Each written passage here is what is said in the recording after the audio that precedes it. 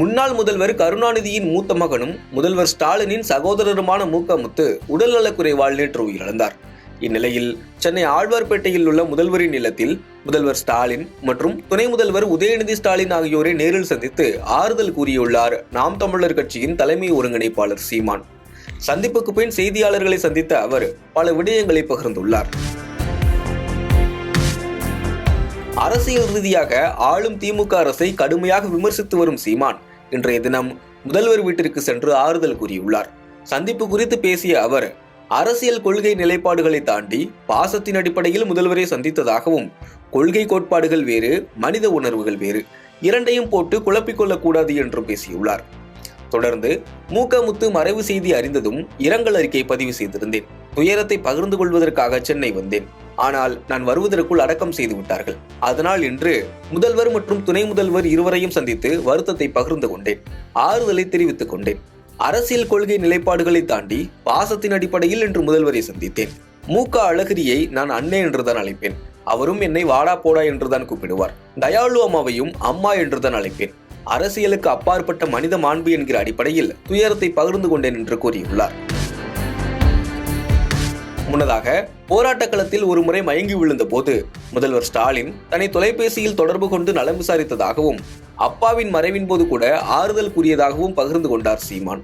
இந்த சந்திப்பில் சீமானோடு நாத்தாக்க நிர்வாகி சாட்டை துரைமுருகன் உள்ளிட்டோரும் உடனிருந்தனர். ஐயா முத்து அவர்களுடைய மறைவு செய்தி அது பெருந்துயரம், எல்லாருக்குமே அது வருத்தத்தை தந்தது. அப்ப அந்த நேரம் உடனே நான் செய்தி அறிஞ்ச உடனே வருத்த அறிக்கை, இரங்கல் அறிக்கையை வெளியிட்டேன். அப்போ அந்த துயரத்தை பகிர்ந்துக்கிறதுக்காக வரணும்னு நினைக்கும் போது நான் வர்றதுக்குள்ள அது அடக்கம் செஞ்சுட்டாங்க. அப்போ என்ன பண்ணுறதுன்னு தெரியாமல் அப்புறம் அடுத்த நாள் நாளைக்கு சந்திச்சு இது பண்ணலான்னு நேரம் கேட்டு இப்போ முதல்வர் துணை முதல்வர் தம்பி உதயநிதி சந்திச்சு என்னுடைய வருத்தத்தை அவர்களோடு பகிர்ந்து கொண்டு என்னுடைய ஆறுதலை தெரிவித்து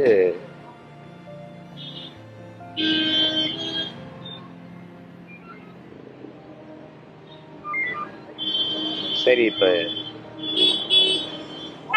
என்ன இருந்தாலும் ஒரு 7 வருஷமா உடல்நிலை சரி இல்லாம இருந்தாங்கிறாங்க.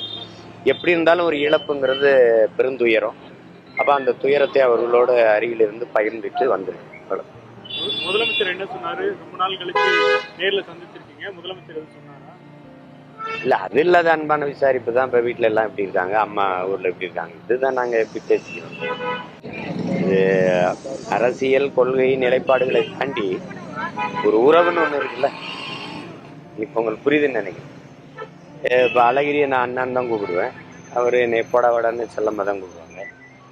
தயாளம்மாவும் அம்மான்னு தான் நான் கூப்பிடுவேன். அப்படி இருக்கும்போது உங்களுக்கு தெரியுது என்னென்ன கொள்கை நிலைப்பாடுகள், அரசியல் நிலைப்பாடு, பாதை பயணம்லாம் வெவ்வேறா இருந்தாலும் பாசம்ங்கிறது ஒன்று தானே. அந்த அடிப்படையில் தான் நான் ஒரு தடவை இந்த நீண்ட நேரம் வெயில்ல பசியோட நின்ன போது மயங்கி விழுந்துட்டேன். அப்போ எனக்கு உடனே அழைச்சி உடம்ப கவனமா பார்த்துக்கிறது இல்லையா, எப்படியா இருக்கிறதுன்னு அன்பா விசாரிச்சேன். அதுக்கப்புறம் அப்பா ஆமா, அதுக்கப்புறம் அப்பா இறந்து போனதுக்கு எடுத்து பேசி நான் நீங்க ஆறுதலா இருங்க, நான் அமைச்சர் பெரியரசு அனுப்புறேன். அவர் தான் எங்க மாவட்ட அமைச்சர். ஒரு அடுத்த நாள் அவங்க எனக்கு ஆறுதலா நின்னாங்க. அதெல்லாம் அரசியலுக்கு அப்பாற்பட்ட மனித மாண்பும் பண்பும். அந்த அடிப்படையில இப்ப அந்த வீட்டு இழப்புங்கிறது நம்ம வீட்டு இழப்பு. அதுக்கு அந்த துயரத்தை நான் அவங்களோட அருகில் இருந்து பகிர்ந்து கொண்டு செல்றேன். அரசியல் தளத்தை எப்படி பாக்குறீங்க? ஏன்னா இப்போ நீங்க கடுமையா விமர்சனம் செய்தாலும் அது வேற, அது வேற. இப்ப நீங்க அது வேற. இப்ப நீங்க நீங்க பிஜேபியும் காங்கிரஸும் எதிரெதிர இருக்குது. ஆனா அத்வானி அம்மையார் சோனியா காந்தி பக்கத்துல இருந்து ஒரே இதுல தேநீர் அருந்திக்கிட்டு மக்களை பத்தி பேசுறாங்க. காங்கிரஸும் கம்யூனிஸ்டும் கேரளால எதிரெதிரா இருக்குது. அப்ப உம்மன் சாண்டி பினராயி விஜயனுக்கு அழைச்சி பேசி எங்க இருக்கீங்க காமரேட்டும் போது இந்த மாதிரி எங்க இருக்கேன்னா பேசணும். நீங்க எங்க இருக்கீங்க, வீட்டுல இருக்கிறேன்னா அந்த வழிதான் வந்துட்டு இருக்கேன், இருங்க வந்துருவோம் பேசுங்க. 2 பேரும் உட்காந்து அரசியலை தாண்டி மக்கள் நலனை தான் பேசுறாங்க. உங்களுக்கு புரியுதுன்னு நினைக்கிறேன். அப்ப அதுதான் முக்கியம். இந்த நாகரிகம் தான் இந்த நிலத்துல இல்லாது போயிடுச்சு. அது கொஞ்சம் கொஞ்சமா அது மலரணும். அதுக்காக நீங்க பார்க்கணும். இங்க வந்து சாதிய தீண்டாமையை விட கொடுமையா அரசியல் தீண்டாமை இருக்கு. உங்களுக்கு புரியுதுன்னு நினைக்கிறேன். ஒரு தேவேந்திரர் வீட்டு பெண்ணை ஒரு தேவர் வீட்டு பையன் திருமணம் செஞ்சுக்கிற முடியும், வாழ்ந்துட முடியும். ஒரு இந்து வீட்டு பொண்ணை ஒரு இஸ்லாமிய பையன் திருமணம் செஞ்சு வாழ்ந்துட முடியும். ஆனா அதிமுக மாவட்ட செயலாளர் மகளை திமுக மாவட்ட செயலாளர் மகனுக்கு கல்யாணம் பண்ணி கொடுக்க முடியுமான்னு யோசிச்சு இப்ப எவ்வளவு பெரிய சிக்கல் இருக்குன்னு பாருங்க. தாமரக்கனி இறந்ததுக்கு இன்பத்தமிழம் போக முடியல, பெத்த அப்பா இறந்ததுக்கு. அப்ப இந்த மாதிரி இந்த இறுக்கத்தை தகர்க்கணும். அதுதான் யாரு அதிமுக தான். நான் ஒண்ணு திமுக இல்ல ப்ரோ. திருமணம் செய்யும் போது அது சொல்றேன், அந்த இது ஒழிக்கப்படணும். அதை தாண்டிய ஒரு தமிழருக்கு வந்து தமிழன் ஒரு இனத்துக்கு ஒரு மாண்பு, ஒரு நாகரிகம், ஒரு பண்பாடு, வாழ்க்கை முறைன்னு இருக்கு. அதையெல்லாம் தாண்டி தாத்தா காமராஜர் இறந்திருக்கு அதிகமா அழுதது அண்ணாதுரைம்பாங்க.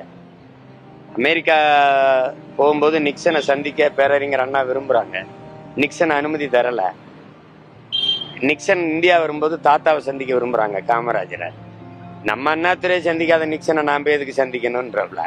இப்ப இதெல்லாம் வந்து இதெல்லாம் தான் ஒரு அது ஒன்றும் அந்த மாதிரி தான் நீங்க நடந்துக்கணும்.